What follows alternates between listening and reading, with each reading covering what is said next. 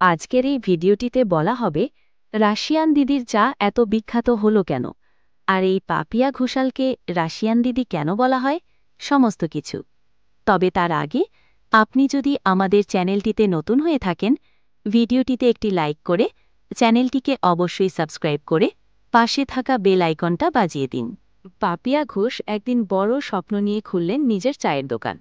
নাম দিলেন একেবারে স্টাইলিশ, টি আমো।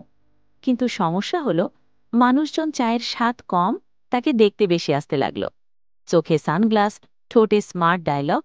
চা খাবে তো নাকি শুধু তাকিয়েই যাবে? এভাবেই বাজারে ছড়িয়ে পড়ল নতুন নাম, রাশিয়ান দিদির চা। এখন অবস্থা এমন, কেউ চা চাইলে বলে একটা দুধ চা আর সাথে দাও এক ঝলক রাশিয়ান ভাইবস।